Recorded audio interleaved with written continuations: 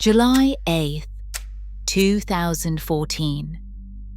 A young German tourist, stranded alone at a foreign airport, suddenly sprints from the terminal, vaults a barbed fence, and vanishes forever into the Bulgarian woods. Within seconds, Lars Mittank went from waiting for a flight home to becoming a missing person whose disappearance haunts investigators to this day. What could drive an ordinary traveler to run for his life and never return?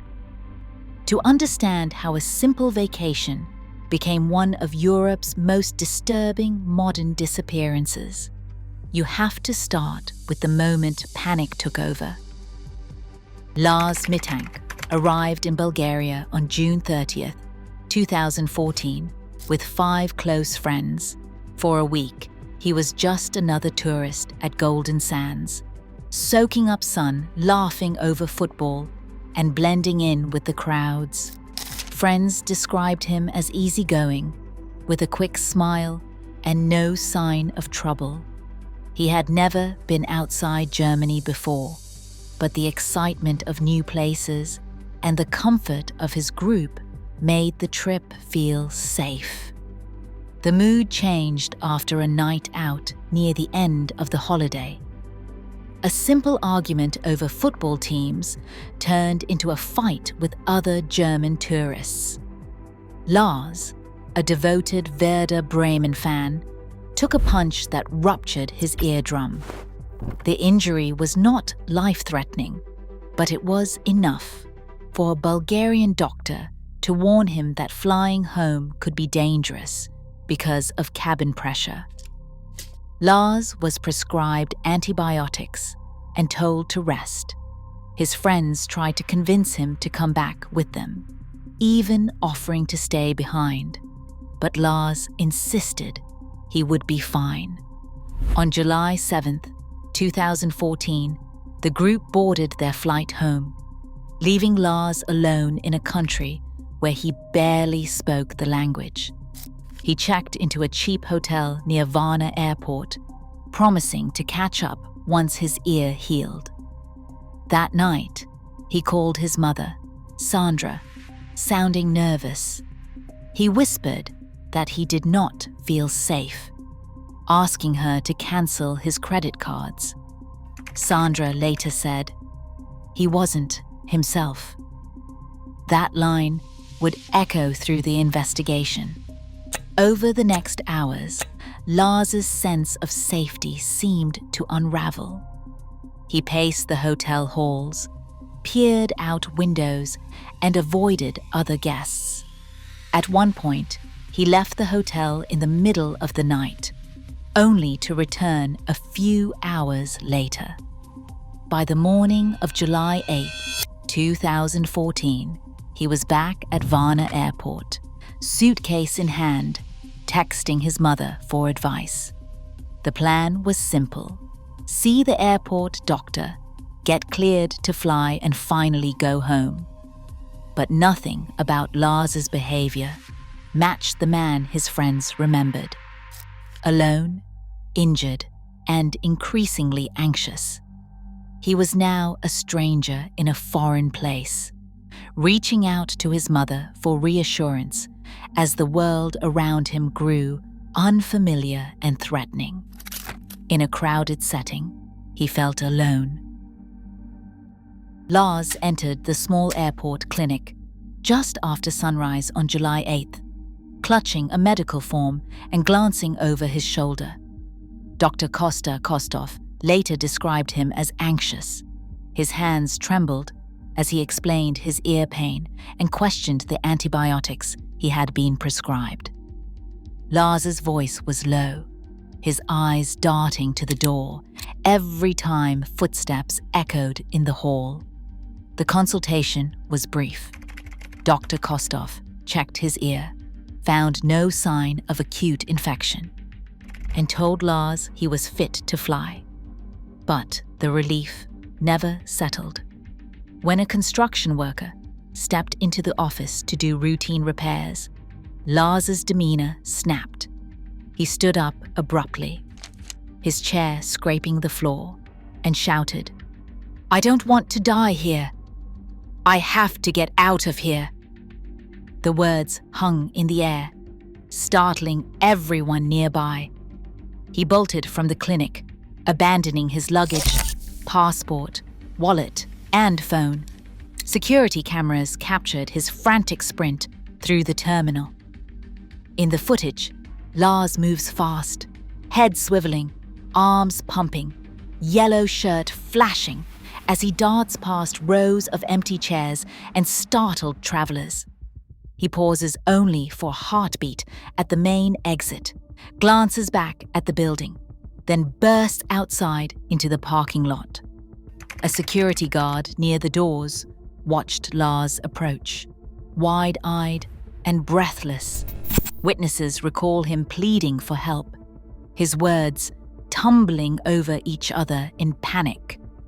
He didn't wait for a response. Instead, he turned and ran, barefoot now, across the tarmac, ignoring the shouts behind him. The last images, stamped into the public record, show Lars scaling an 8-foot perimeter fence, using both hands to pull himself over the barbed wire at the top. He drops down the other side, disappears into the tall grass, and races toward the line of trees that separates the airport from the Bulgarian countryside. No one followed. No one saw where he went next. Within minutes, Lars Mittank had vanished, leaving behind every possession and every piece of identification, and a trail of confusion that would haunt his family and investigators for years to come. Bulgarian police responded within hours, organizing search teams to comb the fields and woods bordering Varna Airport. Officers, volunteers, and trained dogs moved in grid patterns through the tall grass and dense undergrowth, focusing on the area where Lars was last seen disappearing beyond the airport perimeter fence. Helicopters circled overhead, scanning the meadows and tree lines for any sign of movement or discarded clothing. Despite the coordinated effort, the landscape yielded nothing. No footprints, no torn fabric, no trace of a man on the run. The search extended to nearby villages and rural roads. Flyers with Lars's photograph appeared in bus stations and roadside shops. Hospitals and shelters were contacted, but no unidentified patients matching his description had been admitted. Private investigator Andreas Gutig, hired by Lars's mother, retraced every step from the terminal to the forest edge, reviewing security footage and interviewing locals. He found no confirmed sightings and no evidence that Lars had made it beyond the initial search radius. Lars's possessions remained untouched at the airport: suitcase, passport, wallet, phone, even his shoes. Every item he owned was left behind in a neat pile, as if he had intended to return. With each passing day, the trail grew colder. The fields and woods surrounding Varna Airport, scoured by search teams and watched from above, held their silence. The investigation reached a standstill, with no answers and no sign of what became of Lars Mittank. Medical explanations sit at the center of what little can be pieced together. Acute psychosis, triggered by a sudden infection or by a reaction to medication, fits the timeline and the intensity of Lars Mittank's collapse. After the bar fight, he was reportedly prescribed antibiotics, most sources naming ciprofloxacin or cefprozil. Both drugs are commonly used for ear infections, but ciprofloxacin has been linked in rare cases to psychiatric side effects, including paranoia, hallucinations, and delirium. No one can confirm whether Lars took the medication as directed or at all. The prescription itself is unverified. There are no public medical records, no pharmacy logs, and no toxicology reports to settle the question. Medical uncertainty is real and total. Doctors and investigators who reviewed the case agree on one clear point: the suddenness of his paranoia. Lars had no known history of mental illness. Friends and family describe a dramatic change only after the ear injury.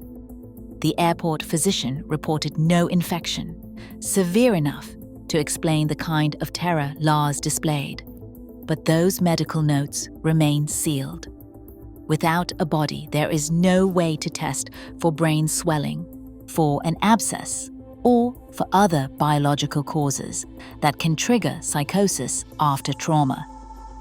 The absence of forensic answers leaves space for doubt and for fear. What could make a healthy, ordinary traveler unravel in a matter of days? Alternative theories were considered. Foul play, a criminal chase, or targeted violence have been suggested, but none gained traction. Searchers turned up no evidence of pursuit, no signs of a struggle, and no proof that anyone followed Lars beyond the airport. Every personal item he owned was left behind. The facts, thin as they are, point toward a sudden, catastrophic breakdown, one that left no trail and no answers. No trace remains the hardest fact to accept. Every year, over 600,000 people vanish worldwide, many in plain sight, their stories unresolved. Lars Mittank's case reminds us that a sudden health crisis abroad can leave anyone utterly vulnerable. In our hyper-connected world, true isolation is still just one moment away. Share your thoughts below.